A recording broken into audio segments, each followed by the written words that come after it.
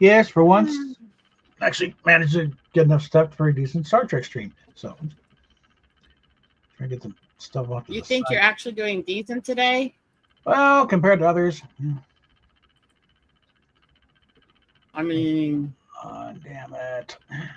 I guess we could say that. Well, let's be honest here. Mm-hmm. We're a little weird. Yeah. Not horribly, but I can possibly get this thing moved over to the other screen. It's starting to weird on me here.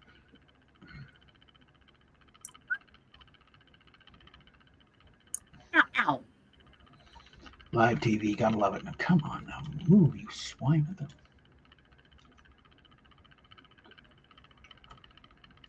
Now, I got to think about, come there. Okay, now we're getting there. Almost. Yes, wait, come on. It's hung up between two screens here, so. I've not decided there what I'm we doing, go. but I have decided I'm going to give you crap. Well, that's kind of what your job description is at this point. Am I just around your streams to make you suffer while you try to work on them? It makes it more interesting to the viewer. Yeah. All right, now we're gonna. There we go, and then we'll put this one up here. There we go, and the third one. Now, my goal was to hit Reptile Gardens in the next few days. That involves a lot of walking and hiking. There we go. Now we're all You would think that's a bad idea with what I did to my foot. Not advisable, I'm still going to do it. Okay, let's just... Hey, Daniel. Hey, Daniel. Let's just start off the list here. And apparently some gestures for some craft items. We'll get the fluff out of the way here. I'm sitting here thinking I started prepping all this stuff for the Easter snacks for people. Mm-hmm. And I actually had a bunch left of the ones that my husband made for me for this trip. Mm-hmm. I put those into the giveaway ones. I have less now than I started with. Mm-hmm. And I'm going to have to make more very soon. Now we got another one here from Krista Esparza. She did a thing about fanfics. Suggestions of you unleashing your creativity with these 5 Star Trek crafting projects. There's a crochet. There are different crochet patterns online, cross stitching. Speaking as a crafty, nerdy little girl, please don't. Then, of course, is the all fallback model kits. There are dozens. You go into garage kits, it's like anything you can think of, especially now the 3D printing's a thing. Star Trek themed jewelry. Yeah, you can make your own. Yeah, I've done that. In fact, I've made Bajoran style earrings with old clip-on earrings before. Mm-hmm. Sewing cosplay costumes. Yeah. That's as old as... Is there anything actually unique to this list that actually tells anybody anything they didn't already freaking know? Not especially if you've been around fandom long enough. It's like, good grief, we were cobbling together costumes, but when the show was still on, okay? Before the term cosplay was even a twinkle in anybody's eye. So. Or a twinkle in anybody's luts, or yeah. Never mind, I won't say that part. Yes. It's like, look, the weirder one here. We get it, but again, this is nothing new. This is like you're making an article to make an article because you think people are going to give you money. Yeah. It's like whenever Rachel Carrington said to dig another chapter up from the 55-year voyage. Yeah, that was a few years ago. It is a good book, but you're not discovering anything new. Can we try not to write the same basic boring shit over and over? Yes, I do get it. There's nothing you're going to say that somebody in the fandom hasn't said before to some degree. Yeah. But can you try to at least make it semi-unique? Yeah. a basic list of the most rudimentary crafts that nerds have done for decades is not exactly an impressive feature. And then Bob crashes. In fact, I'll do one better. It's a really unimpressive feature. It is loser quality. It is so L-tiered. Let's be unique. Let's be creative, shall we? I'm sitting here and covered in cysts and crabby as hell. So I'm like, I don't care. I don't care. I don't care. I get it. I get it. I get it. I get it. But we all know how to do nerdy crafts based on our passion. If any of you knew the amount of jewelry and costumes and artwork I have done for Star Wars, Star Trek, before they turned shitty once upon a time, all this kind of stuff, Tolkienian stuff. I made an entire series of Lord of the Rings necklaces before, for sakes. This is nothing new. We all know this. This is part of fandom. We're dweebs. Emphasis the fact that we as nerds are complete and utter dweebs. We obsessive. We are the definition of special. Wow! Fuck off. Special interest obsessies. We have no life outside of the things we want to do. We want to do everything. That involves with our special interests. That involves with our nerdiness. That involves with the things that we're passionate about. We take it so seriously. To make such a rudimentary list that's just listing very basic types of crafts and saying, do your art form you like. Okay, how about if you're going to make a list of crafts that nerds should do, you give actual patterns and concepts and full ideas, not just rudimentary list of nothingness. How's that one for you, right? Because we got the basics. Wow. We've got the basics down already. We know what we like. We know what we like. We, as nerds, know ourselves so freaking well. We know. So let's move a little beyond that part. And let's stop giving basic rudimentary lists. If you want to make a post saying, do these types of crafts to connect to your nerddom, then do actual patterns and detailed concepts and actual layouts for people to follow, not a basic list that any 2-year-old could try to say out loud. Speaking of which, she has another list here. It's 4 strange Star Trek toys you won't believe exist. I think someone needs to come up. There's a show on Netflix that was really good. The Toys That Made Us. Episode 1 is Star Trek toys. And yeah, they're starting off the Mego thing, but I don't know if it's going to get pictures or not, but they think Spud Date is a surprising one. My nephew has fucking Darth Tater. So do I. He's right back here. For fuck's sakes. Mr. Potato Head's always done nerddom ones. Guys, this is not new. This is not unknown. I am your side dish. Okay, yeah. All right. Oh, dear God. Yeah. What did I start? Bob, shut up. No, this is only like 20. It's only 14 years ago. Come on. There is again, the marshmallow dispenser from Star Trek V. That one is a little obscure mainly because the movie died and nobody wanted to buy anything from that. Let's put it to you this way, Fizz. I literally grew up in third world-like conditions. Mm-hmm. On near the res, I had nothing. I struggled to eat and survive. I was constantly going through medical crap. I had jack shit till I got older, but you're never too old to have fun and collect toys. That's bullshit. Mm-hmm. That's a lie. Yeah. I have more stuffies now. Mm-hmm. And more nerdy collectibles than I ever dreamed I could have as a child. And I love every minute of it. Yeah. That's it. The marshmallow dispenser, again, that one is a bit obscure because again, the movie died. Nobody was cared about merchandising for that thing.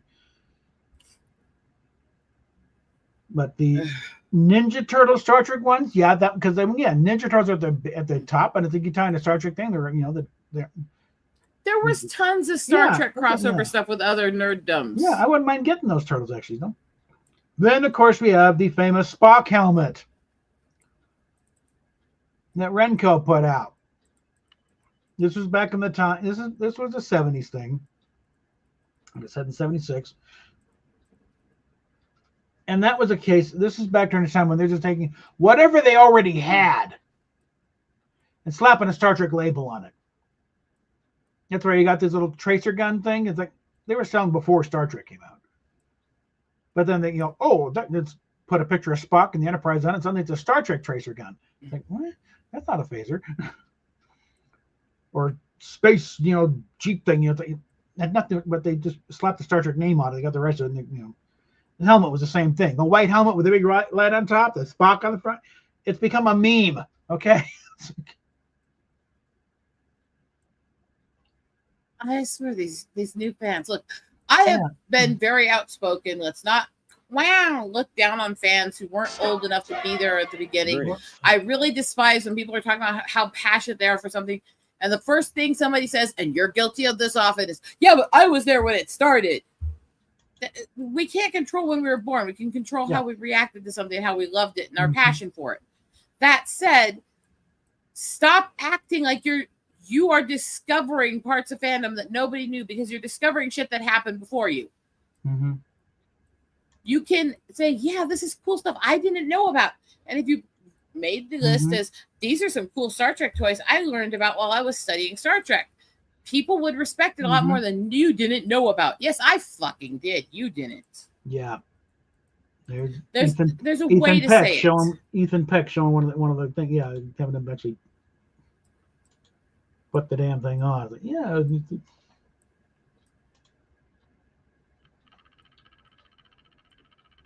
Okay, this one probably has a little more meat on it. But again, it's from Krista Esparza again, so your mileage may vary. But how the Enduring incident mirrors our modern times. Okay, let's.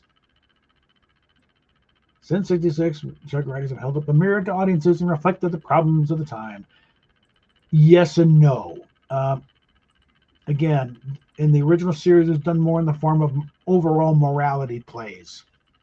Even when they took on things that were issues of the time, even when they took on basic stuff about being trans in DS9, they did it to a more universalized story that was more compatible to everyone in different groups, not just one. And actually, the way they approached that with Jadzia was actually beautiful. Yeah, it wasn't bogged down in the politics of the day.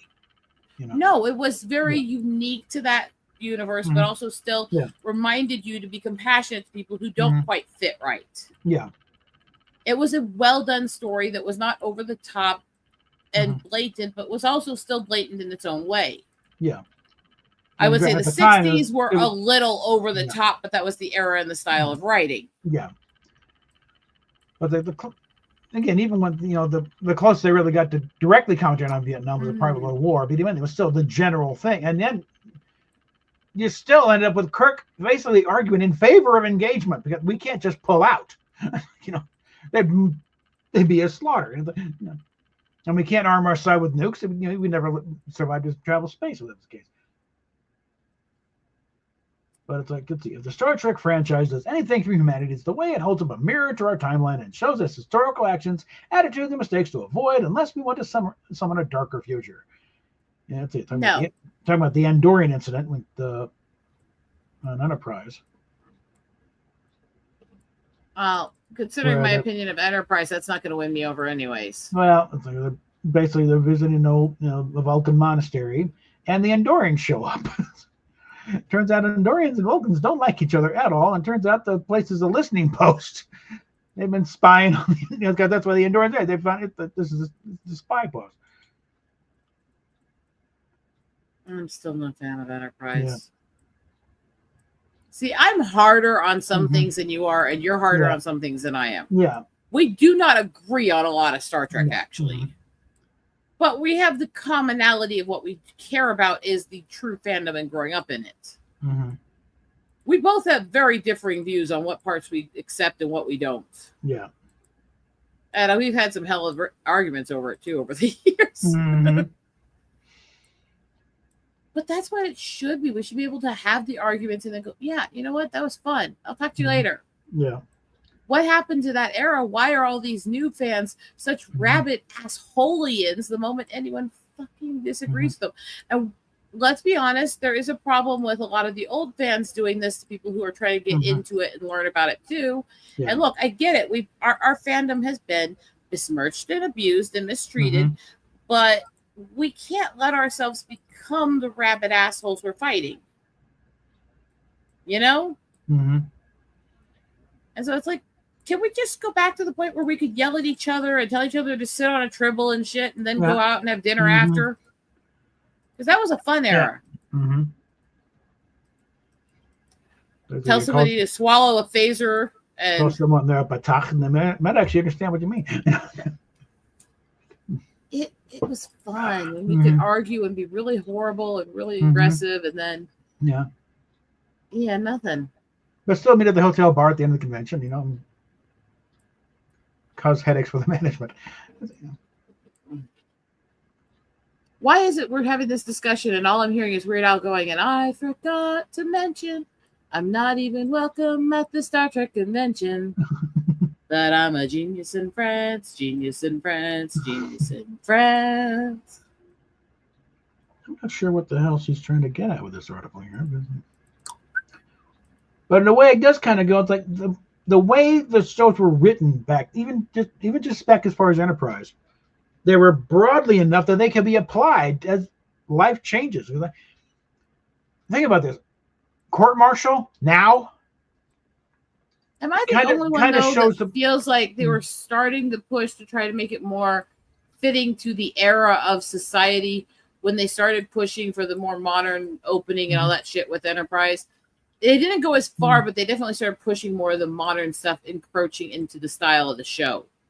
They tried to walk a line there because we can't do it like it looks like the old show because it would be left because there was a difference between that, but they pulled in too much of the modern era. They pulled in too much of modern stuff, and it wasn't as egregious as a lot of the more recent stuff has been. But they did start tipping the hat to let's pull modern culture and politics into it more, and that did create an issue. Well, I think as far as design, they're trying to. I think they're trying to go from modern day to try and steer it what is going to lead towards original series stuff. Like I said, I'm not saying what their motives were or anything else, but they started this trend of going more modern culture as opposed to fictional. Yeah. And that was an issue and still is. Yeah. And whether it was the most noble of intentions, it still has had a negative impact on Star Trek. Yeah. Because people took that thing and ran with the other direction. It's like, that's not what we want. No, too late. It starts now. Yeah. But it's like, you think about it, it's like the episode Court Martial applied to now. That this is the danger of AI and deep fake shit. It's like you're showing Kirk looks like gorilla and pushing the wrong button. That was complete science. We can't do it now. Hell yes, we could do that easily.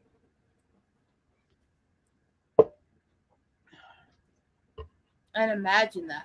Iron, it's been too long, sweetie. So it's like, I mean, and I don't hate anybody who's an Enterprise fan. Yeah. I don't think that makes you not a Star Trek fan.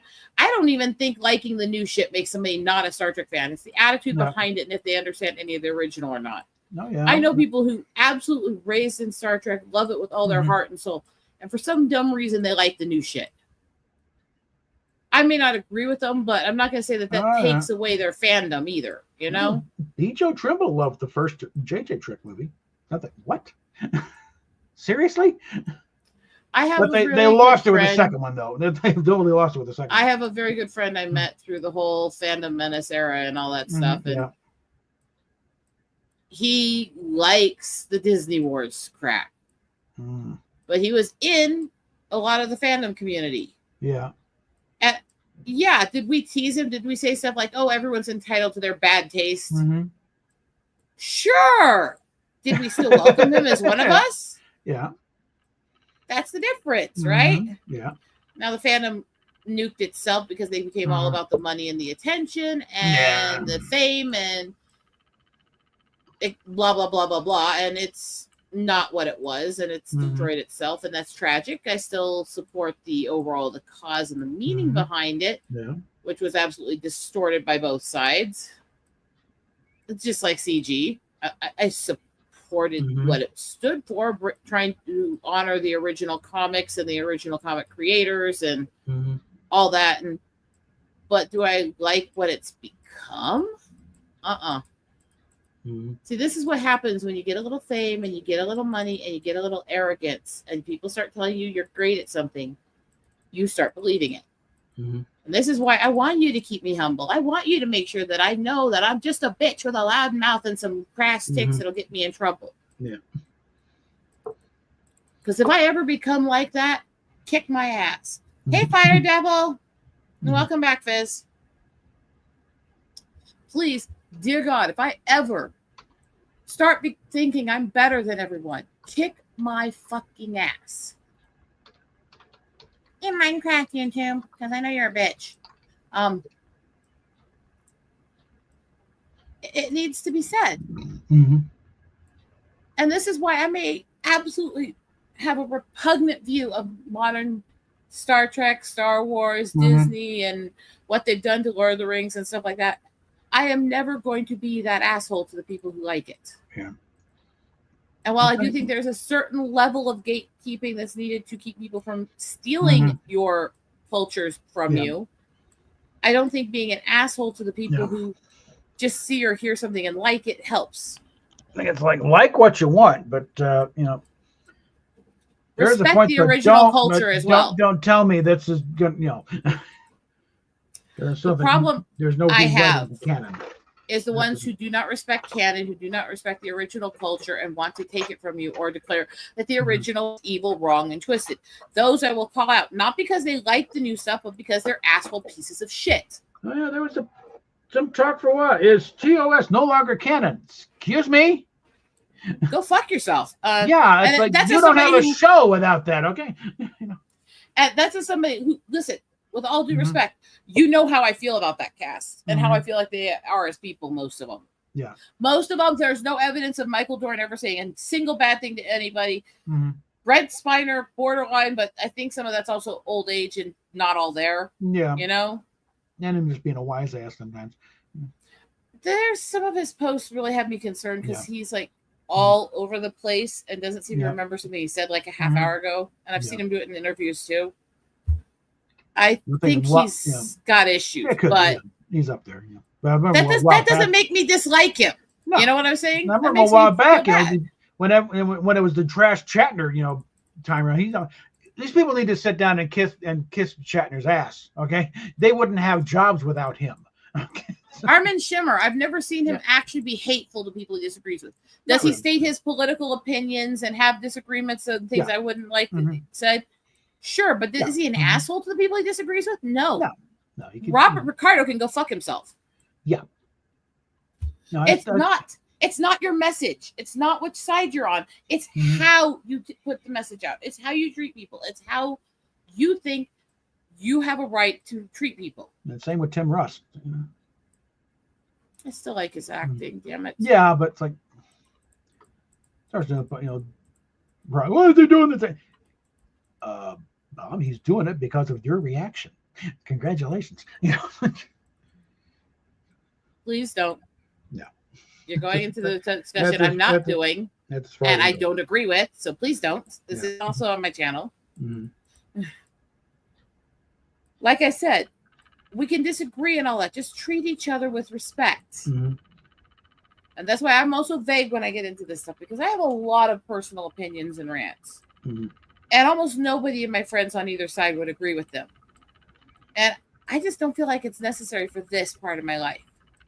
There's places where I deal with it. I will still be involved socially, politically, and stuff in the community and in real life, but it's not going to be involved with my friends, my family, or my geek culture stuff, because I'm just fucking fed up with it being in that in the first place. And I know some people think that that's negative, positive, different things. I don't care.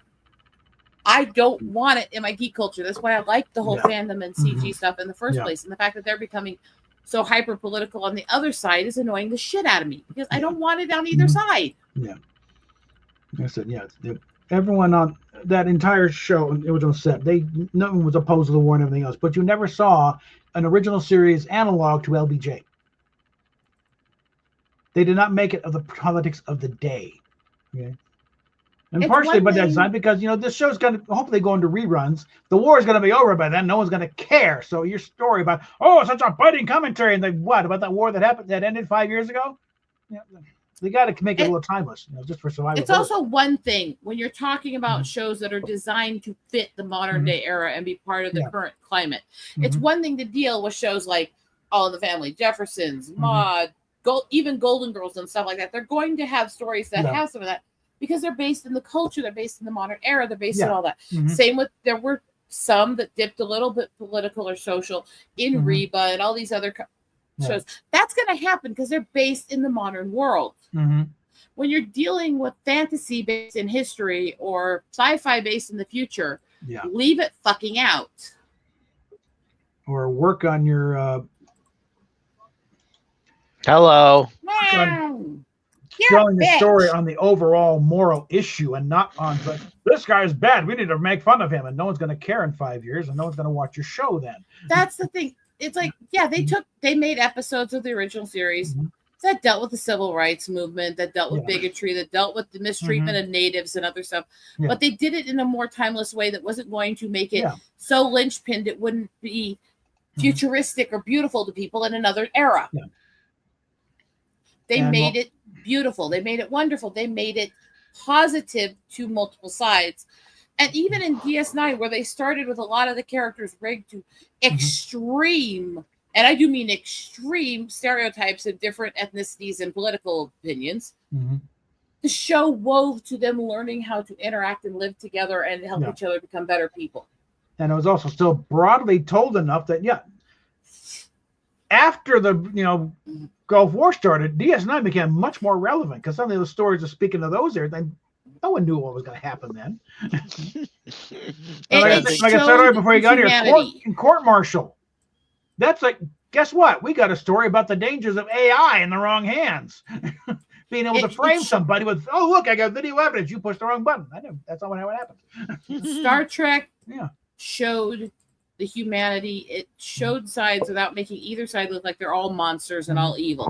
And that was what's good about it. And that's what fails in the modern ones. It's not that it was never political. It's not that it was never a social experiment or stuff. It's that they did it in a way that didn't make either side automatically evil, but showed the complexities of how these things could come to be and how to make people better. From a very centrist overall point of view. And some Brunetto, I said, they didn't have villains in Star Trek. You had adversaries, antagonists. You need to see there. Even with the first time we see the Klingons, there's a little bit of that. And what do you expect? You choke off our supply lines, cut off the thing. You've been asking for war. There is another point of view here. No, none of it. No, Alex Kurtzman is the kind of guy you give a job to because you don't want him on the streets looking strangers and biting people. I'm wondering if hiring these guys, the JJ and Kirkman said, my friends would have it on. I never got it. Then why the hell are you running the damn franchise? How the hell do you? I was explaining, Rob, Burnett, we would sacrifice vital body parts to get in charge of this thing. Okay. Me and Bob argue all the time about disagreeing on different shows and movies and if they were good or if they weren't and stuff like that. But the difference is we're all Trek fans here who grew up on it and love it, and it's a part of who we are, and we have passion behind it and understanding. And I think in most ways I'm harder on it than he is. But on a couple things that I like, he's harder on them, Okay, yeah, that's understandable. Do you want me to count how many phasers I got sitting over here in R2? Because it's not about... See, I got 1, 2, 3, 4... That's it. Refit Enterprise, Original Enterprise, Exo One, the Reliance on the call bars, the Klingon ship got here, now. Shuttlecraft. I always say now I don't consider Trek, but I am not going to hate people who like it. Refit Original. It's not Star Trek, it's Star Trek. It is basically if somebody tried to make an action movie based on loosely on Star Wars and then stuck Star Trek names on it. And that's where I have a problem with it. Star Trek was more intellectual, more discussion, more thought, more talking about how to create technologies and stuff. There was not a lot of action scenes to it. No. Star Trek was intellectual. Star Wars was action. You don't combine them. They don't work together. I love both, but they don't work together. They're not the same. Star Wars is just flat out fantasy. It's a space fantasy. That's not to say there weren't philosophical. It still has technology in it. It has technology, but it's just a pastiche. It's really it's a space. It's space opera. It's still sci fantasy. It still has science fiction in it, but it's not the same. Star Trek is actual science fiction. Star Wars is fantasy with sci-fi elements. That's actually that's a good way to that's right put here. It's an adventure series in a sci-fi setting. And that's why we had some hope for him when he finally did move over to Star Wars. Okay, he likes Star Wars. He might do right by Star Wars. No, he didn't. He fucked that up too. It doesn't matter what's inside. He put more effort into it. He had more practical sets in it. Not much green screen there. I mean, they built the Millennium Falcon. They rebuilt the whole thing. Let me answer the chat real quick on that one. Because when people say what Roddenberry envisioned, I always think of what they put in First Contact about Zefram Cochrane's vision and what he wanted. Because that was actually something Roddenberry said is until he got into the passion of the fans and started having his own visions of what he wanted Star Trek to grow into. That was his original vision. Money, power, and women. Yeah. Naked women bring me drinks on a beach. At least that was with getting into television writing. But he did start, because there was something he wanted to write about. But in a way, he was kind of behind the times in that one. Because television goes in ebbs and flows. For just a few years earlier, he could have done all the commentary he wanted. Because at that time, again, just up into like the mid 50s, televisions were really expensive, and you had to be or the upper class to afford one. So they did shoot a little higher. They didn't shoot for the lowest common denominator. So like old Sid Caesar stuff. That's pretty highbrow. It's a little more intellectual stuff. When the TVs got cheaper, and everybody had one, you didn't have a big crowd stand in front of the storefront at night. They had their own set at home. Then they figured, okay, well now we're largely idiots in the so we got to dumb it down. Like they backed away from the commentary and stuff. And that was a mistake. That was a mistake, because they had an opportunity to bring intellectualism to people who could not afford it, who actually had the desire to learn more. Yeah. And instead what they got was the birth of the boob tube. There's nothing else, just to educate the audience, for God's sake. Let's challenge them to come up to us. Okay, don't go down to them. Remember Roger? One second, I will let you rip. I don't like you saying come up to us, because just because people didn't have the access to all the education and the intellectualism does not mean they were below anyone. No. Sorry. Anyway, go ahead, Rob. Remember what Gene Roddenberry's actual prime directive was. There's intelligent life on the other side of the camera. Yeah, there is an intelligent life on the other side of that television tube. You know what's sad is you say his original there, and the first thing I thought was what? Plagiarism? No. He did heavily. Come on, he even admitted it. Yeah. Well, I was about to say though. Well, was the same way that everybody stole it. No, he went a bit further. He went directly stealing actual names that they came up with in books and other shit. He got really overt with it in a lot of his shit. Again, I love him to pieces, but God, he was a plagiarist. Oh yeah, when they got to the thing of the episode Arena, though, it's like I don't know what Gene Coon's original story was called, but it's like it can't did it, wrote it, it's ready to go, and then come on to it's kind of that Frederick Brown short story Arena back in the 50s, and then it's like Gene Coon goes blank. Oh my God, I read that, I forgot about it, and he's afraid he might have accidentally stolen from it.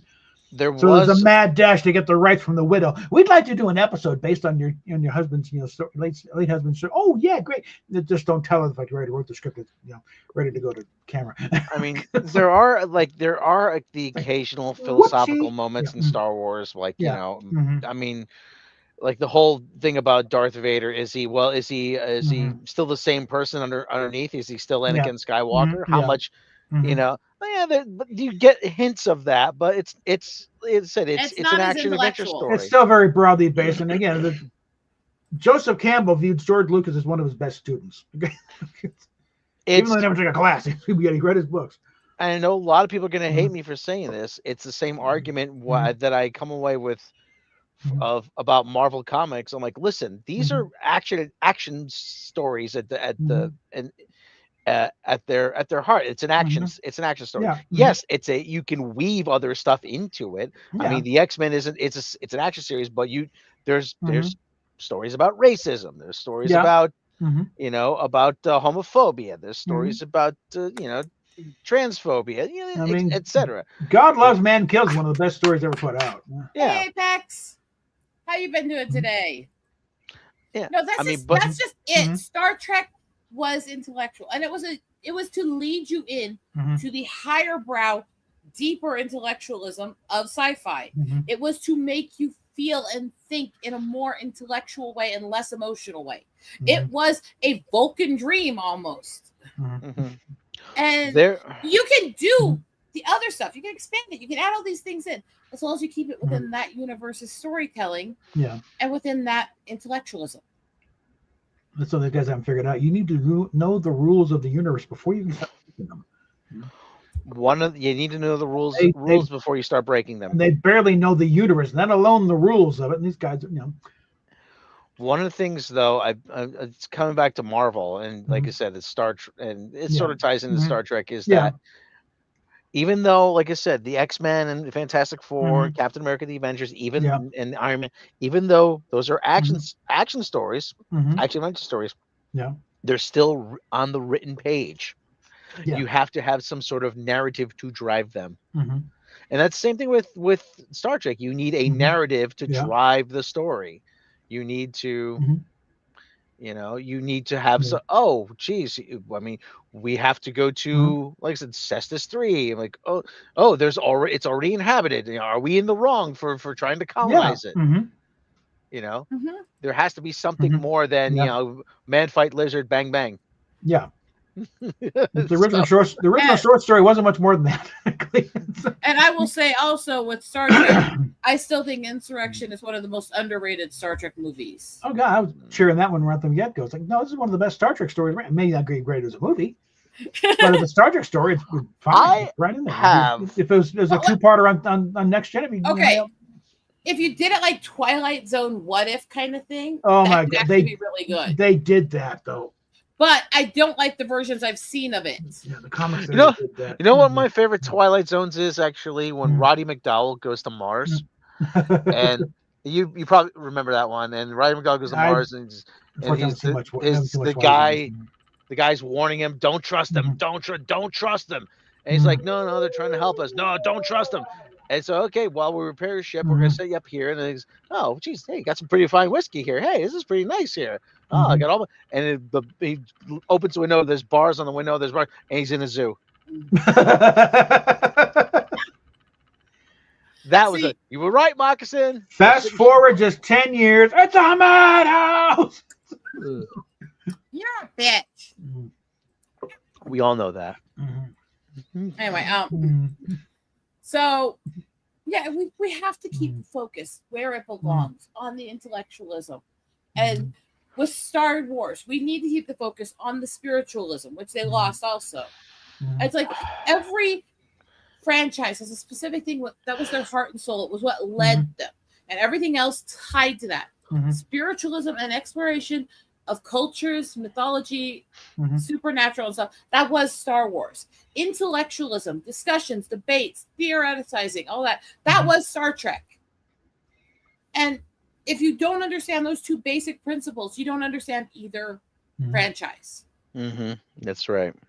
And that's like where I would say Lower Decks, they do understand it because you have that in there. You got to look for it. You got to know how to pick it up on it. Yeah. But it's like everyone in there, they're not there because they're such tragic, deterred people. They've done no. Everyone is on that show is there because they love Starfleet. Even Beckett. That's the thing. She has a problem with authority, but she still believes in Starfleet. It's in the mission. That's one of the big problems I have with modern new Trek is that nobody's there because they want to. They love Starfleet, or they want to serve, or they believe in the mission, or they just want to go exploring. Lower Decks, I got that in spades. Okay. So I will answer real quick the chat here on that for a couple things. I never got a chance to see Orville. I was going through shit and I don't really have access to it. So I can't attest. The clips I've seen were fine. His writing style is not my style. So even though I understand it, and I think he did well to honoring the culture, it's not probably going to be one that highly appeals to me. Orville is largely Star Trek with the serial numbers reviews with some blackjack and hookers. Yes, that's what I'm saying. But because his writing style has never appealed to me, I don't think it's going to ultimately be one that I end up loving if I do sit down and watch all of it. That's just me. Same reason why, even though I respect that there are some episodes. Let me answer. Same way with, I understand why Lower Decks appealed to it, and they did actually listen to and honor the fans and all that. There's no way in hell I could ever sit through it. It is an art style and a humor style I don't like. And that doesn't mean there's anything wrong with it, but it's not my style. Yeah. So that's absolutely fine and valid for people to have their favorites and their least favorites within things. To the other statement there, Star Wars and Star Trek both had elements of space western, but from completely different perspectives. Wagon train to the stars. Mainly in the pew-pew department. Yeah. But, I would say, I would argue Star Trek was definitely more of one than Star Wars, but they both had elements of it. Yeah. There's one episode in the first season of Orville, though, about a boy. We learn a lot about Moclan culture. Because Mocklin's with the all males. Oh, yeah. Turns out there's a lot of spin in that because I'm blanking on the name. Him and his mate, they have a child. Bortus, yeah. And it's a girl. It's like, oh my God, what are we going to do? And turns out the stats are a little over. No, they actually there's a higher percentage of girls than they advertise. Yeah. And there's a whole thing about, they must undergo the procedures, like to turn the kid into a boy. And there's a big, long debate over that. And it's like, that really looms large now. And that was actually the moment that it had me hooked. I mean, respectfully, Rosetta, but, it was that second episode at the very end where they put the Rudolph toy in the crib with Topa. That's what really got me. I'm like, oh my God, they did it. They did it. They actually went full Star Trek. Oh my God, they went full TNG. Okay. Well, there was a big thing where I absolutely get all that. I absolutely respect that. When the two guys show up with a bottle of beer, like, and they show him Rudolph the Red-Nosed Reindeer. And Bortus gets them, wait a minute, and that's the lesson. Yes, we can let there be a girl. It's like, what the? Santa Claus. That's why I said, it's always with great respect to the people when it comes to ones that they do. They are good. They are within canon, but we all have our favorites. Just like you look at the Star Wars movies, we all have our personal favorites out of the different trilogies. It's all that. I don't think the preference part's ever the issue. It's the issue is when they look down on people for liking or disliking ones. Because it's not the one that they like. Because we all have our own humor style and our own art style we like and are drawn towards. That's just natural. It's when it takes it to a point where you look down on people for not sharing your style that's the problem. Yeah. I still need to finish watching. I haven't even started watching season 3. I got to watch that. Wow, you eat penis. But as far as let's go over a Star Trek, new Star Trek overriding canon. No, that can't happen. No, because canon is set. If you're overriding canon, then you don't respect the franchise. You don't belong in the franchise, and you are the problem. You're not canon. That's supposed that you either respect canon. We can disagree on which things are the best parts of canon, but when you try to take canon away, you're the problem.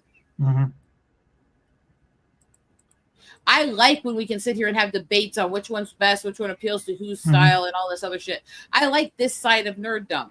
When they start coming in and going, we're going to erase what you've had and what you created. You can't do that. You don't get to erase it. And the thing is, we're talking nerddom and passion because none of us are doing well not interrupting each other. Especially you, Bob. Sorry. Yeah.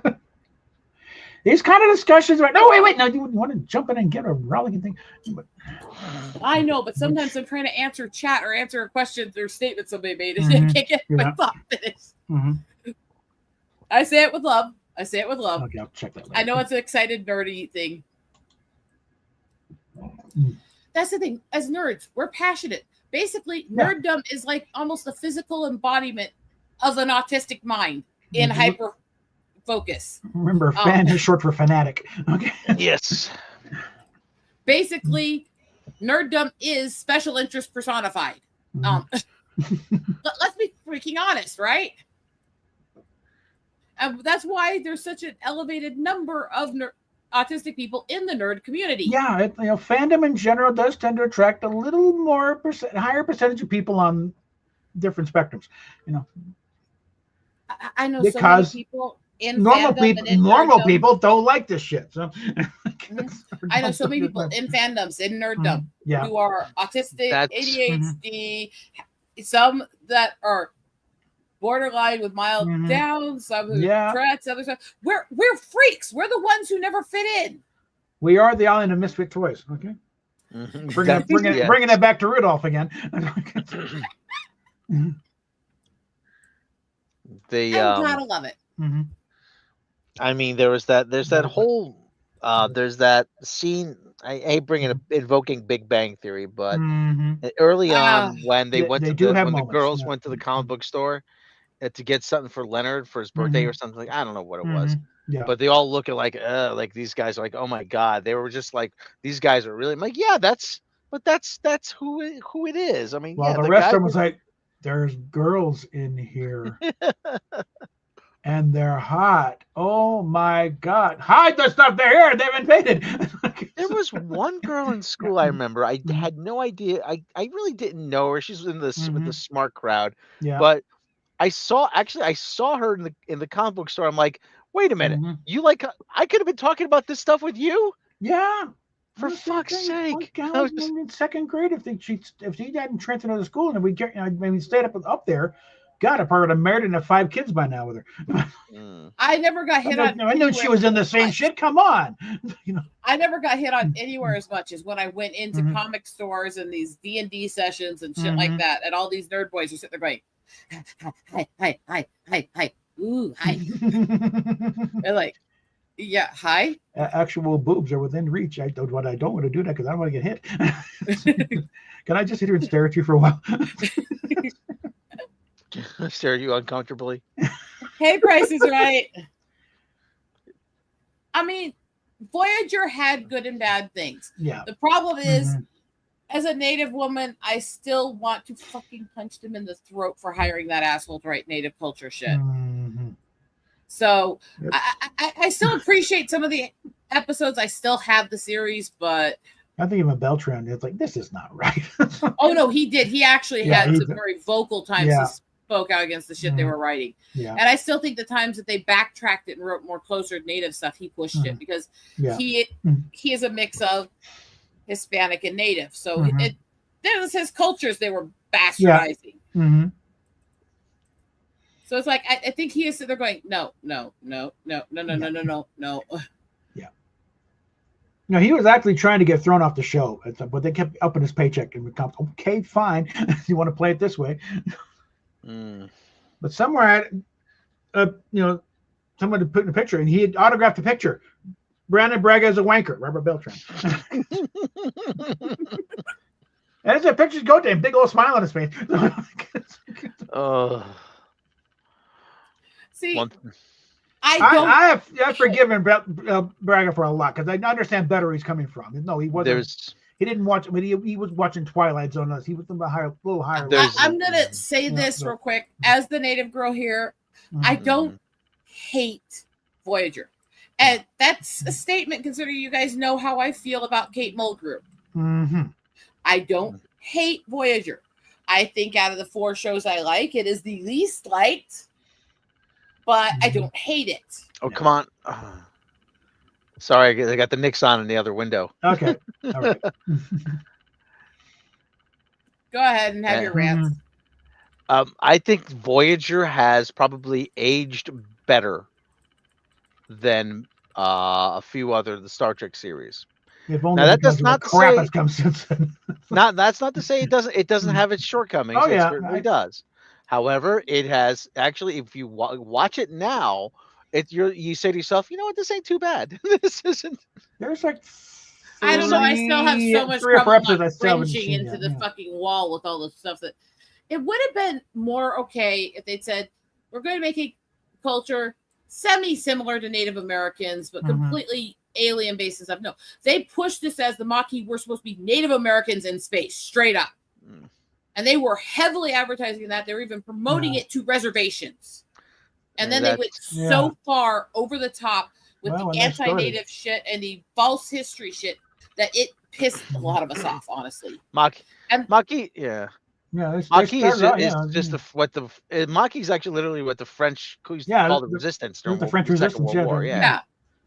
But so, and that's what they called themselves. But the people that were became the Maquis were supposed to be based on natives. Well, yeah, that first episode with the Traveler, horribly. They did it well in DS9 when they started with them, and then when they hired the writer for Voyager, they fucked it.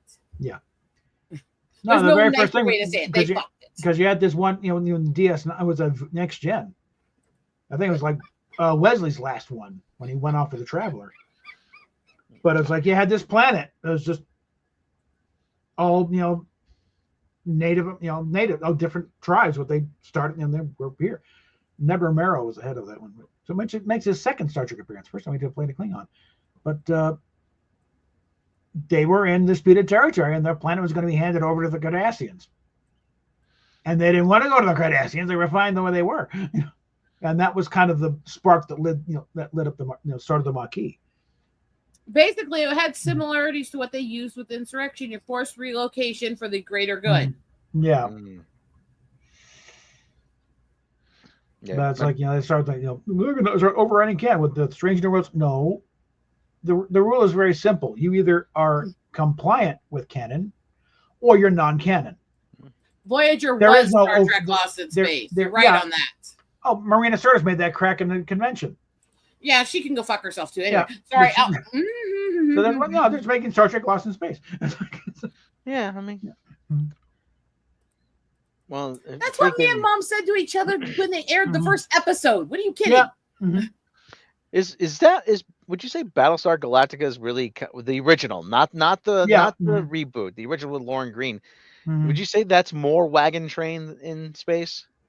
Sort of, yeah, because it was, you got your travelers and you're going from place to place. Yeah, occasionally meet new guest stars on another ship, but sort of the idea is very similar. Well, it's not exactly a new idea. It's more of a downer though, because the way your home's been destroyed, so we're trying to find someone. Oh God, yeah. It's like David Gerald had an article in Starlog about why certain shows take off and some don't. And it's not production values. It's it's not but come here.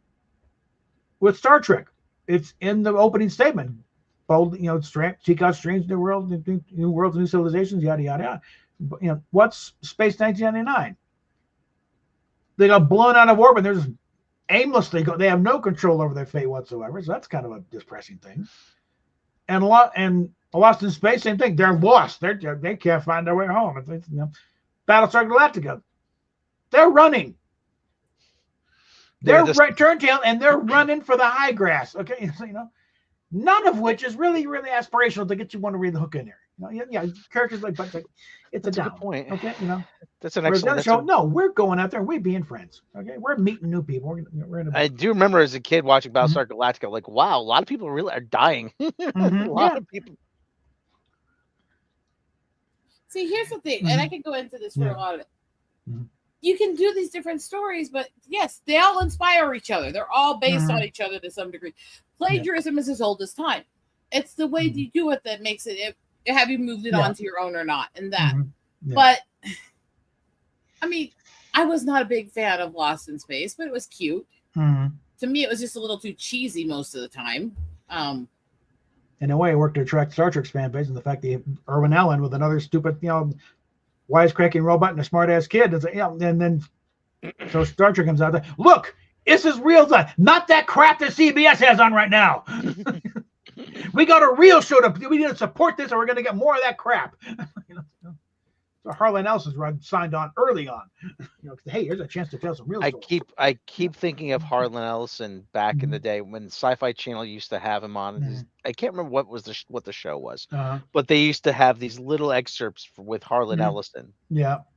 He used to do these video segments, and he goes, he said one week, Joan Collins, shut up, you empty-headed bimbo. Stop going on talk shows and saying you played Hitler's girlfriend on Star Trek. You played Edith Keeler. Careful with the name. What? We do have monetization on. Careful with that name. Joan Collins? No. The H word. Stop saying you were Mustache Man's. That's better. Stop saying you were Mustache Man's girlfriend. You were Edith Keeler, a peace activist. And that's the other thing. Okay, look. Yes, I'm the one who's always reminding people which words are going to get you demonetized. I also absolutely think it's bullshit that there is such a situation. Yeah. I think it's ridiculous that you can't talk about certain things without being demonetized. I think it's ridiculous that survivors can't talk about crimes against women and children accurately with the correct terms. Well, we're almost an hour in. I think we can wait. There used to be a Long Island band called Elvis Mustache Man. Oh dear Lord! Oh boy! And I'm like, well, I'm like, I wonder if they got. Let me take a look on YouTube. See if they're up on there. You never know. Some very strange stuff gets out there. Yeah. By the way, that's the other thing. YouTube posts under their topics shit from music artists that no one else is allowed to share, and they monetize those videos to make more money for their site off people. But we're not allowed to. I'll occasionally get a copyright claim on a 5-year-old video. Nobody's watching anymore. Fine. I'm sorry, they weren't from Long Island. They were from Detroit. Elvis Mustache Man, and it was an American rock psychobilly band from Detroit, Michigan. Named after the moniker of their lead singer, Jim Leedy. Elvis. It's a great name. Oh, God. I was gonna go under the name Abbott Presley. So they could take on Elvis Costello, Abbott Presley. I don't know. To me, it's just insane. Anyways, fuck censorship. But I was watching documentaries about German places where they would do bad things. Let her finish first. I'm sorry. I can't. I think I just forgot what I was starting to say. Okay. Elvis Mustache Man. Yeah. No, there was something else I thought of that I was trying to say real quick, but my ditzy head doesn't remember things easily very long. Take care of this. Yeah. But it's like we gotta keep the balance and stuff. It's like, okay, the Lost in Space movie went way too far with the global warming shit at the beginning. But most of the movie was actually pretty good to this show. If you got past that. Yeah, a couple of... It was cringy at the beginning. Yeah. Really cringy at the beginning. Yeah. But there was stuff in the later part of it that made sense to the show. I mean, nothing against Jared Harris, but no, they should have tried a little harder to get Bill Mumy to play Old Will. And they wanted Jonathan Harris and a cameo and say, no, in my rules, I play Smith, or I don't show up. I'm going to go in a different direction. Then good luck with it. But he's not going to please him cameo. What they should have done is, okay, you'll play the old Dr. Smith who's turned into a spider. So it's voiceover work. It's easy because he was, again, at his age at that time, it's like he's doing voiceover work most anyway. So it's perfect for him. That would have been perfect. There are some lines in that crack me up heavily. Also, and the gnomes arrive. Hi. We have been on full nerd tangent for the last hour. Knicks are down by 4, going 3 minutes into the fourth quarter. Nobody gives a shit. Anyway, sorry. I do. Oxford United did a draw against Chelsea against Cardiff City. Okay. I'm content. Okay. At least they've stopped the slide. Okay, let's see. That's what it just cracks me up, this whole culture. One sec, guys. It just cracks me up, this whole culture, because everybody has their preferred little fandoms. Fine. Everybody has their preferred era of the fandoms. Fine. Everybody wants to tell everyone else they're wrong for it. That's where you need to shut up. You know, Mhm. it's okay to disagree. It's okay to argue as long as you're not an ass about it. I say that, and I'm an ass to the gnome all the time, though. Right now, Oxford United's at 19th in the league. And that is not a lie. Steps above delegation. That's really not what I consider safe. So who they got coming up? So Sunderland and Swansea. Okay, and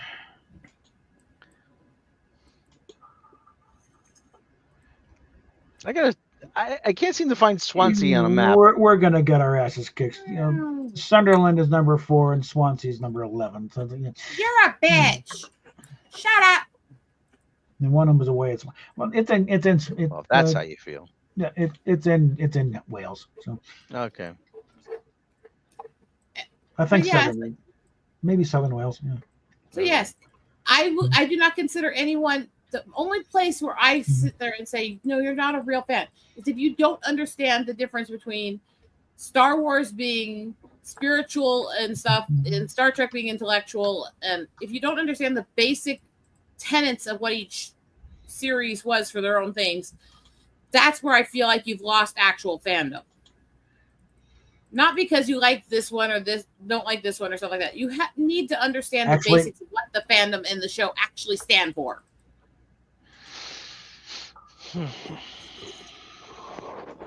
It could be if you're going to follow your argument. There's Swansea right there. No. It's right on the English channel. It's actually no, that's a channel. The Isle. It's right. What were you starting to say, Gnome? Northern part of the Bristol Channel. Okay. What was the gnome starting to say, guys? I don't know. Let him talk a sec then. I have some snack in my mouth. So. Well, don't talk with your mouth full. Okay. Yes. So you're saying, as long as the original kind of IP continues in the original spirit of what it was, it's okay? I don't even necessarily always mind them trying new things and stuff, as long as they respect the general spirit and reason behind the franchise. Respect the intellectual side of Star Trek. Don't try to turn it into action. Respect that there's spirituality and fantasy as the main tenets of Star Wars. Don't try to change it. You can do a lot within that and still explore completely new concepts. Just respect the basic tenets of what it is. There's the old hometown, sort of. Ancestral homeland. What if the basic tenets of what that original thing was Ferengi in nature, to always make a profit? Cool. And that was Star Trek. We already discussed that part of Roddenberry. So to the hell with anything, as long as it makes money. But the problem with that is Roddenberry himself, the creator, changed that viewpoint as he did it. And he never really had a good handle on how to merchandise the show. No, he was never good at the money. He wasn't good at it. You know, he wanted to. He was good at the womanizing side, though. That he envisioned. He really was good at that. I mean, the whole thing with the IDIC symbol, that was a ham-fisted way of trying to get some merchandising going for Lincoln Enterprises.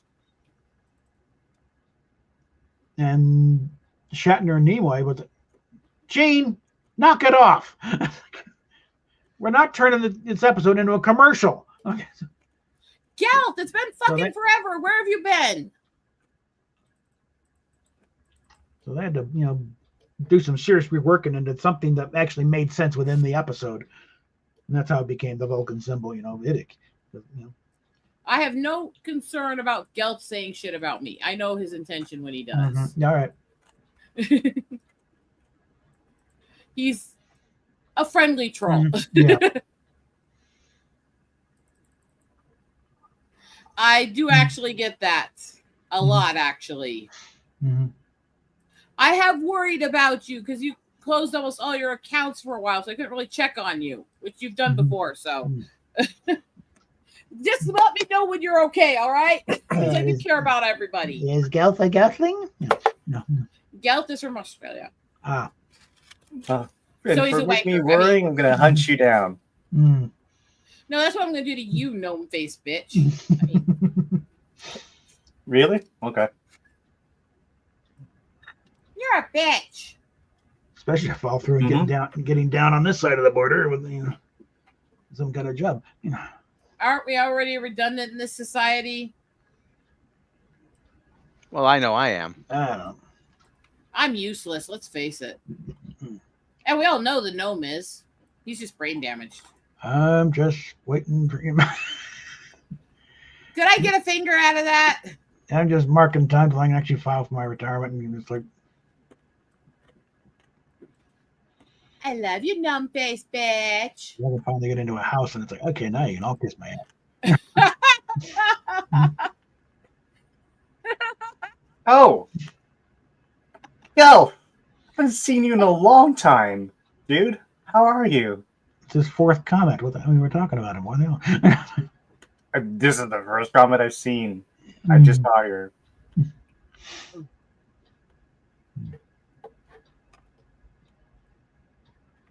That's what I said. How's he been? I haven't seen him in a while. See, Gel, you were missed. For some dumb reason, we all fucking love you. I mean...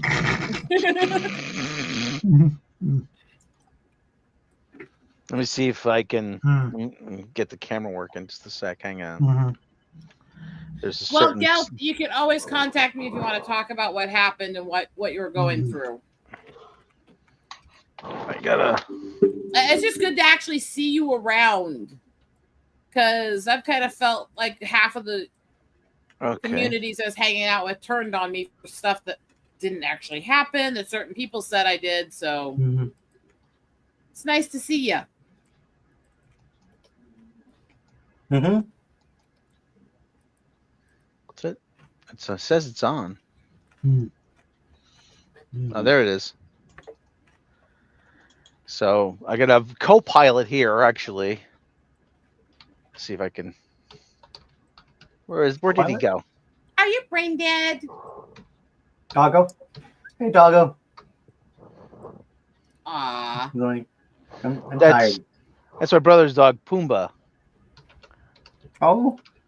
So, for me, Gelt, since you've been around, I got struck by lightning, which made all my spasms and outbursts and tics worse, which led to actually them figuring out and diagnosing that I have Tourette's. Hi, how you doing? And I tick a lot worse than I used to. So there's crazy shit I'll say. Amazing what a lightning bolt will do. Yeah, it's almost like it's rewiring you because you got fried. Yeah, that kind of sucked, actually. Still got pretty good whole pad here on my leg that's just scar tissue.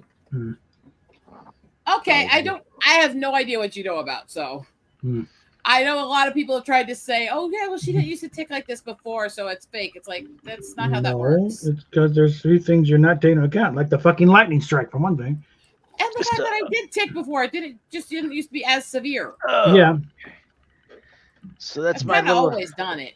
My little doggy co-pilot. What's the odds of getting hit by lightning? 1 in 7,000, I think. It's over 10,000. Depends on. I think you're taking the circumstances of what's going on. When it's actually a storm there, I think their odds shoot up quite a bit. Okay, so here's the thing: me and my mom were actually talking about in regards to the lightning strike. The night it happened, on the way back from the mountains, from helping out everybody and taking the photos, the car got fully surrounded by lightning on the top of the mountain coming into her town. In other words, there were 4 strikes that melded into each other on all sides of the car. I was probably electrically charged enough I drew it into me that night. Well, fortunately, the tires, the car tires insulated you. So yeah, which point the odds shoot up rather drastically. It's like, okay, now you're a walking lightning rod. So that is true. That is actually true. You are less likely to be bit by a shark than you are to get struck by lightning. Because humans sharks are afraid of us for the most part. Not the most. Sharks don't like the smell and taste of us. We taste horrible. It's part of our defense mechanism. We hate. Actually, if you notice, most animal species think we taste horrible. They're literally like, you human. I don't want to eat. I've had a lot of garlic, so I mean, you know. A part of the human mechanism to get away is that they shit themselves when they're scared. Oh dear God, Gelt! Fucking hell! Dear God, you asshole. Yeah. I was about to say it was her once in a life chance to say Shazam. Hopefully nothing. Well. So yeah, so the doggy's been here. My brother Mark's ex went away, and the kid, the doggy's been we've been doggy sitting for the better part of a week and a half. So he goes. I think he goes home on Thursday. So he's stubborn though. He doesn't want when he doesn't want to walk in a certain direction. He'll stand there like a statue. Oh yeah, that's fun. The funnier part about that, Gelt, is that my mom has taken to sharing with everybody the video of me ticking in Drew Lynch's show. My mom thinks it's great and hilarious and wants to know if or when any more videos of it show up, or if I show up in Kidgels. Well, so does Drew Lynch. That video probably bought him a car. It's gotten so many views. All I can say is he was so super nice that when we saw him. Wasn't he, Lydian? He was. He came over and hugged me and thanked me for coming. And he's a very antisocial person who doesn't like to be touched. So that's something. Again, you probably bought him a car. Or at least good down payment on it. Yeah, a good down payment on it. Yeah, a nice one, yeah. No, it's like I actually really to this, I'm glad I've stopped suppressing things as much also, because it has helped me so much medically to stop suppressing and trying to hold back all these weird issues. Although the fact that I had a really good spasm the other night cooking and I have a busted up foot right now is not helping me. I didn't tell you about that one, did I, Rob? No, I didn't. The night before Easter, I was cooking candied diabetic friendly nuts for the church and family stuff for Easter. Oh, awesome. And I had a tray I was trying to put down, which had about 2 pounds of chocolate cinnamon cashews on it. Oh, that sounds good. And I almost dumped the entire tray because I started spasming and ticking in the arm. Oh, and no. I managed to catch the tray and not drop it. But in the process of trying to get it onto the counter, I ended up knocking on this stack my mom had of galvanized steel serving trays, which then proceeded to, with momentum, fly onto the floor and smash my foot. Ouch. Dang it. Yeah. To the great amusement of everyone around, too.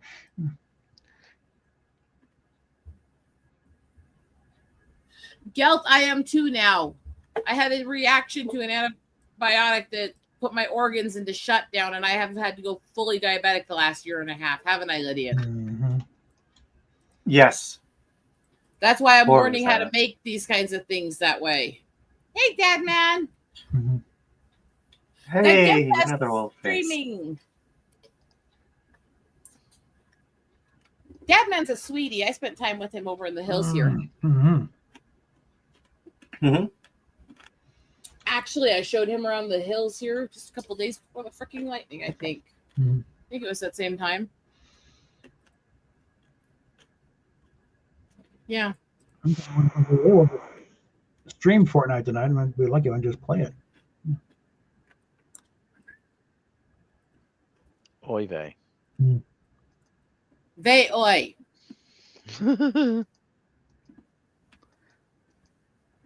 Anyway, anywho. Well, I hope that works out for you, Gelt. I have been pushing myself to handle it with only diet, and I eat literally only a few grams of sugar a day, mostly my meds that I can't actually take the pill forms of. Literally like 3 to 4 grams of sugar an entire day usually. And almost no carbs. So seems like I've been eating nothing but bread the last few days. I had jambalaya earlier. Bagels. Yeah, it was that was May of 23, right? Actually, I think it was a few weeks before the lightning, but it was in that same time frame. Because I did all this stuff with people and multiple people throughout mid-May to the beginning of June, and then it was the 14th of June when I got struck. Yeah, those are the worst. If you cut out the sugar drinks, you can get away with a lot more, because the drinks are the worst. They're the highest sugar for the least you get. I really drink soda anymore, which is which is probably a good thing. Yeah, actually, I'm about to go get another one. I mean, well, I do drink some diet soda, but I don't drink a lot of it. I drink mostly waters. With little flavors. the occasional like Sprite or Coke. Yeah. I have. I have found that this occasional amount of soda, which I only drink diets that use ingredients that aren't as hard on my organs. Mm-hmm. The occasional amount does help clear my throat when I'm having problems with my breathing. So one of the things that the trade-off. One of the things, if I have something greasy, then I have to have a soda. I don't know why. Because it just kind of cuts through all the grease and the something like mayonnaise or. You know what just popped into my head? What? One of the comedians I grew up on that was Christian, Mike Warnke, going, "You are what you eat. If you eat a lot of fat, greasy food, you become a fat, greasy dude." Yep. You see, it's not. People says, "Oh, beer makes you fat." No, it's not the beer. It's the guys who drink beer. They usually eat a lot of ribs and fried chicken and all that. To a degree, because those things can get you if you get too much of it.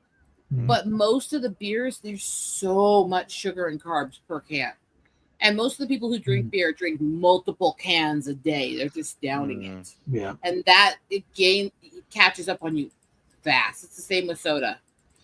Yes, it's not good to have a ton of the other stuff, but if you proportion it, get leaner cuts, cook it in a way that cooks most of the grease off and stuff. Red meat is not automatically bad. You still got some non-alcoholic beer in the cook it that's so horrible. I tend to talk about red meat. Geez, we actually went out for Easter dinner, and I didn't want to go. I really didn't want to because what happens is if you go out to eat with people and you don't like something, they take it out. Everybody gangs up on me and they take it out on me. I'm like, geez, I can't believe you didn't like it. I'm like, what can I tell you? I didn't like it. My taste buds are not obligated to you. I hate going out. I hate doing potlucks, all this stuff. I hate doing all these things because I can't eat most foods, and I don't like a lot of foods that I can't eat.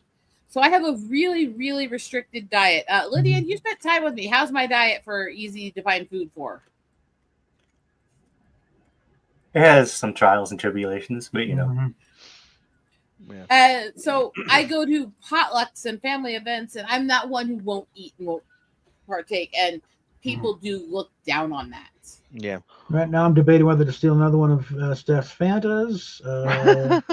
Seeing if how many root beers we got left, or we got some non-alcoholic beers. Or it's like okay, but we had a family pizza outing. I'm like, oh god, my nephew picked his place. And I swear to God, there's nothing. You picked it. It was all undercooked garbage. You picked up the slice, and everything just kind of went limp, and it just slid right off of it. And that's a metaphor for so many things. Really delicious. I was sitting there thinking that sounded like a meal that you would talk about there, Lydia. He's like, that sounds good. Everybody was like, "Oh, this is so good." I'm like, "Oh," and I was like, "I don't like it. I don't like this." Yeah, we were I can't believe you don't like it. You're the only one complaining. You're right. I am the only one complaining, which is my right to. Freaking nuts I made for everybody. This is what's left for me. Oh, wow. Yes, I'm off to get a beverage. Not one yourselves. So anyway. Yes, I am, Gelt. Do you still have the name? Because I try not to share it publicly very often. I was about to say, is it wrong that I left a negative review on TripAdvisor for that pizza place? No, it's your my opinion of them. People always ask me. I said I hope they fail, and I will celebrate when they do. As long as you stand by your opinion, it's your actual account rather than kind of a dummy account. You kind of just wreak havoc. Oh no, it's my actual account. Okay. That's what I have a problem for. People who don't stand behind what they type. Mm-hmm. So I wouldn't be saying if I didn't. I would say I wouldn't be. I'm not trolling. I genuinely feel this way. I always preface it. I mean every. Okay, I mean every freaking word. I hope you fail. That's kind of harsh. You go into this bad pizza experiences. It's turning into Rob's bad pizza experience. You go into this place and it has that generic sort of faux warehouse look to it.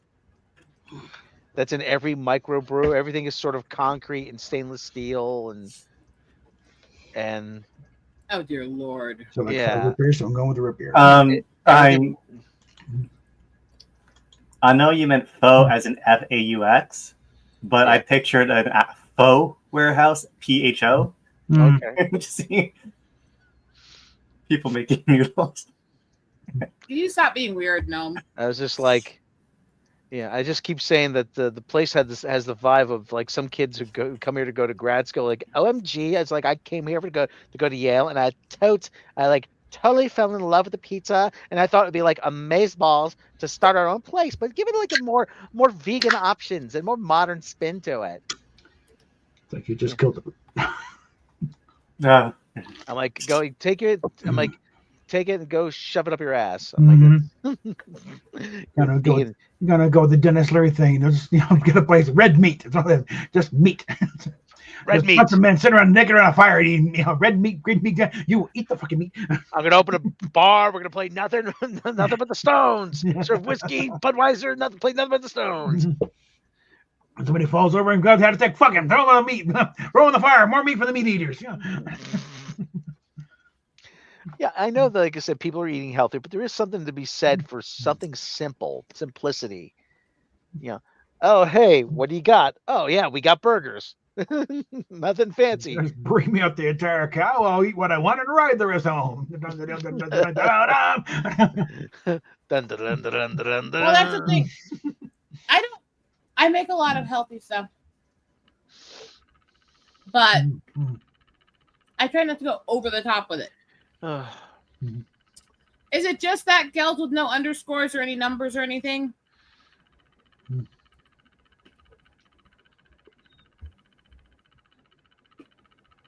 Don't know.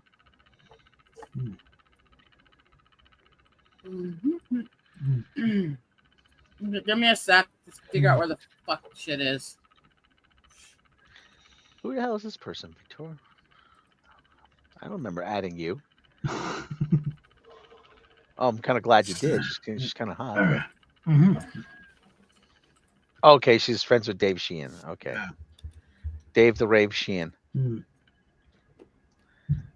Okay, that's why you showed up on my feed here. Oh God, Andor season 2 is the best television year so far. I will be the judge of that.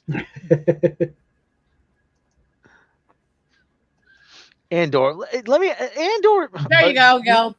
You were talking about before, Rosetta. Like Star Wars is not supposed to be all philosophical.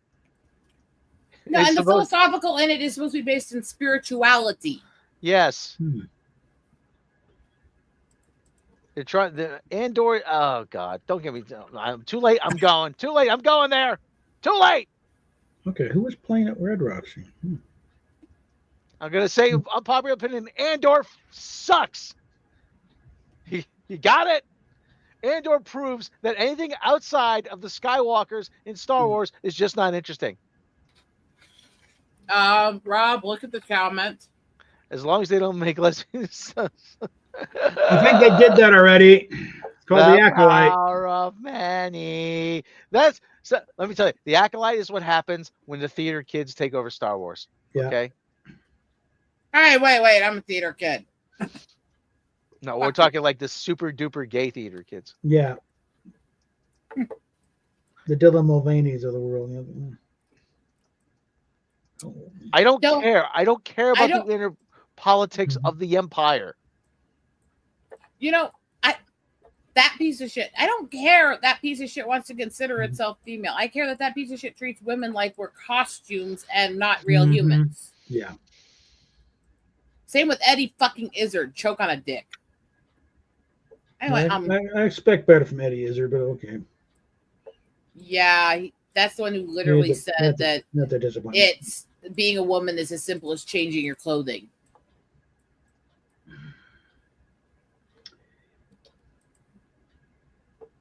I sent it, Gil. That said it did. So maybe you need to refresh, maybe?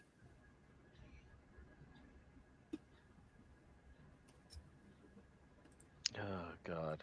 Okay. Oh, Cherie Curry, her twin sister, has got a growth in her left lower lung that says 95% cancerous.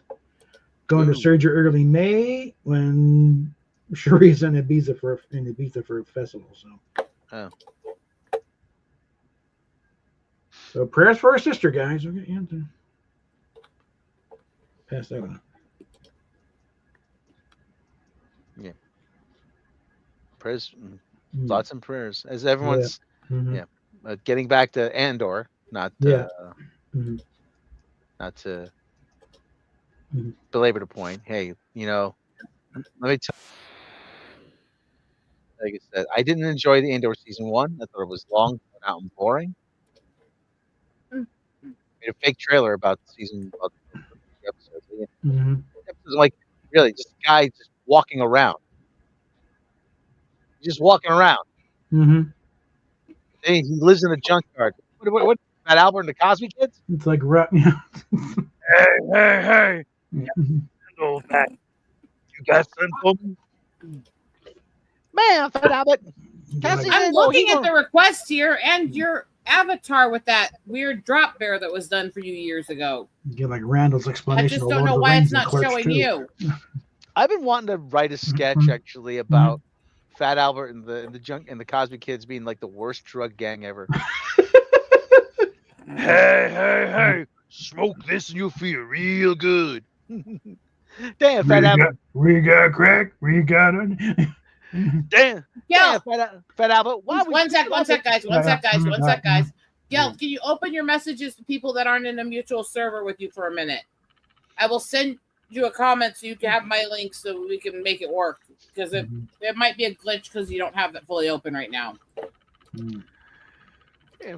Damn, Fat Albert. Making all this money selling drugs. We still hanging out in the junkyard.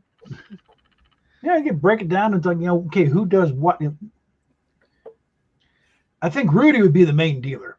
Rudy would be the one. He'd be the one hustling on the street hustling. Yeah.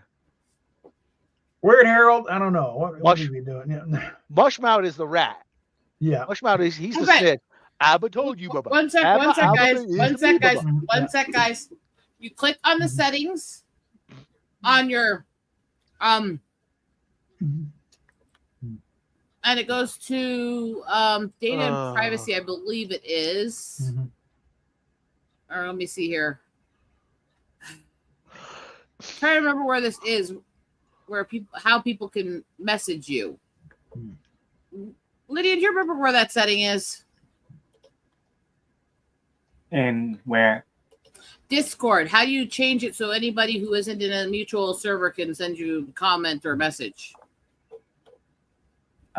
User settings. I knew where it was before, but it's been so long since I did it. I don't remember. Fuck's sake. I haven't done anything on Discord in so long. Yeah, because everything is on right now, and camera is on. Discord is acting in like safe mode right now for me. Okay, I'm going to do this, and then I'm going to delete the comment here. One sec.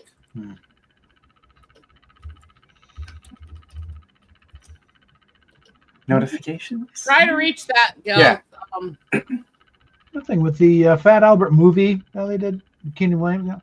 Oh yeah. Yeah, that was that. Actually, there's more to it there because man, Albert shows up at Bill Cosby's house,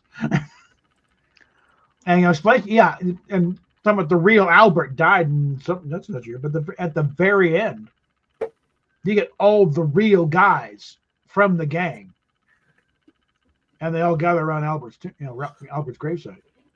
And you pick, there's Harold. That's got to be Rudy. There's Brother Russell.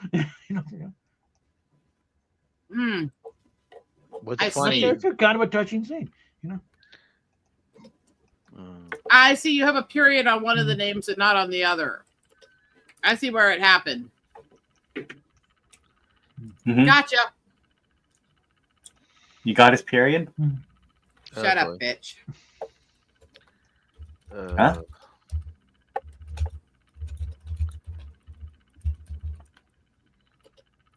I said, shut up, bitch. Did I stutter? Yes. Periods are nothing to joke about. Okay?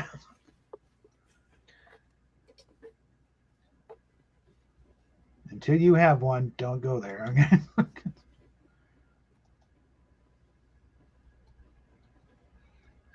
Oh, brother. With love to men, most of you have no idea how much shit we women actually go through.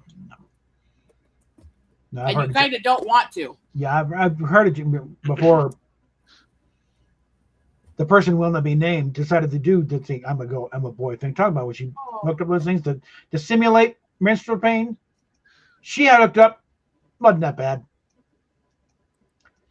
Whereas the level of pain for a guy would have us, curled up in the corner crying for mommy. Okay. Cute, gals. We have no fucking clue. Don't even try and pretend. It's I'm getting my period. No, you have indigestion. You need the Taco Bell. Shut the fuck up. I'm sorry. I'm not sorry. That's funny.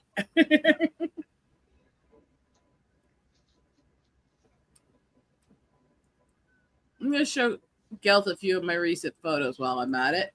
It's like, no, asshole, you have no uterus. You cannot have a period. Just because you're a pussy doesn't mean you got a uterus. Okay. Oof.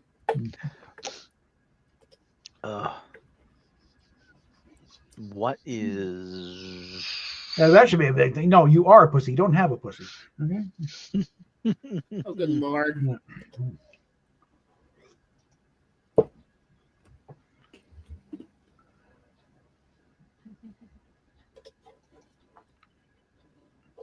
Sorry, Gelt, I'm lazy and I don't sit there and program it. I got monetized and I'm broke as shit right now. Likewise, because we're trying to make this going concern here, okay? I'm sorry. I feel bad about the ads, but I'm also desperately trying to get another payout. Yeah, note the crawl on the bottom of the screen, kids. Super chats. Click on the links below. Mm-hmm. There was a... pardon me. It'd be nice to be able to afford to pay the rent here without having to, save up from the last check. Okay. Okay, you don't have to ramble too much, Bob. Caffeine crash. I'm sorry. I hate putting the ads up. It's the only way to get it monetized to get any money, though. Yeah, let's see. I think last time I checked, my AdSense is up to like $60. Yeah, mine ain't that far yet. Yeah. I have woke bitch lately. Yeah, I'm sitting at $63.70. It doesn't pay out till it gets 100. I need the gnome to come back over and visit me again. I need to torture him more. I didn't have enough days last time. You want me to come visit you specifically so you could torture me? Yeah. Yes. You need to sell it better than that. You love me, fucker. Wow. That's Well,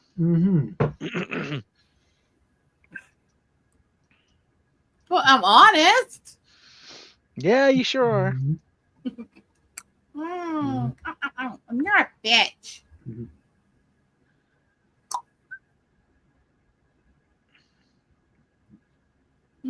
They want me to... Amazon Music wants me to rebuy that?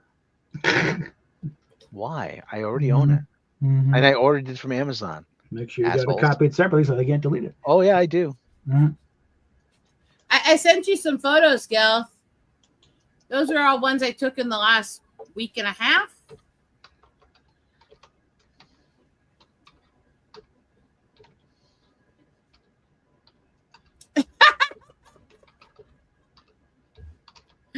Gal sent the super chat. It says, no, I'm not supporting this channel. Screw that.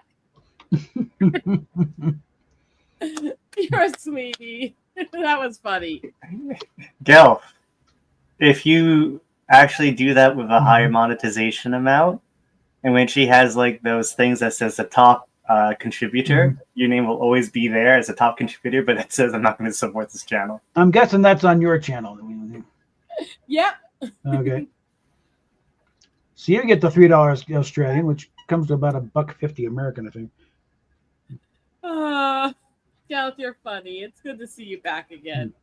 Genuinely, I worry about everyone. I'm glad to see you and know you're doing okay. if that alone makes me glad I decided to stream tonight with Bob. And Bob, we trust. Mm-hmm. And I'm really raking in the dough with $2 for a full stream, aren't I? Oh yeah. I guess I got to do my own. I got to do a nap stream. Just we'll talk about all the nerd news that's broken recently. Fully fair. Like I said, I would never require anybody to ever donate. Never. But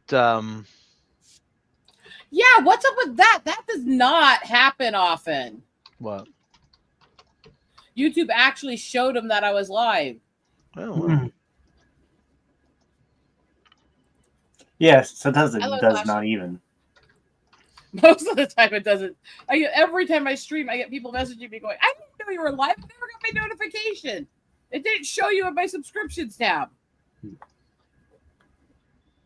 I need to actually search you out to know that you're live sometimes. That's absolute bullshit. Or as Dadman has commented before, how many times has he seen Bob recommended live with me? He didn't even follow him at that time, but he's following me, and it wasn't coming up in his subscriptions that I was live, but we were doing on both channels. Yeah. How long have we been at this? I think we need to wrap up soon. I'm getting exhausted. I'm still injured. To everybody who thinks I'm a bitch, a little crazy. You said it. I didn't. Yeah, I got notification here. I on did yours. seriously injure my foot a couple nights ago. That said, I am planning a trip up to Reptile Gardens to go hiking around and getting photos in the next few days. I posted a link in private. We can look at it and get off. Okay. That's interesting, Gil. It's kind of odd.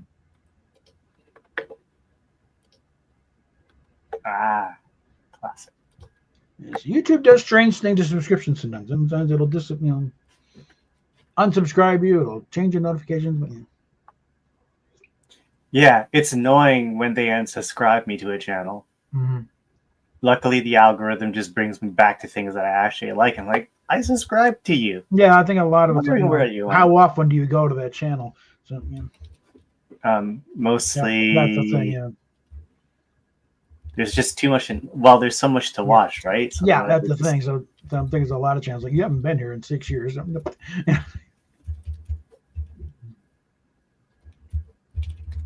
But then there are sometimes channels that do more long form videos, and they take like 3 months or longer. And it's normally a banging video. I'll just get some long stuff going there, but I don't think I'm trying. That doesn't explain, Sashi, why I'm buried and he's not most of the time.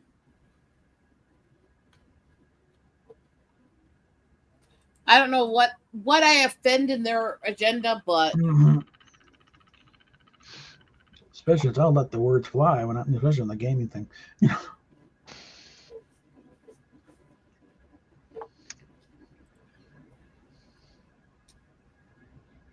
But I think we should wrap up the stream for now. Have a few minutes to hang out backstage. Okay. Before I have to get shit done tonight. So, I'm not thinking about something pithy to say, but I think we'll just end it there. So we'll talk.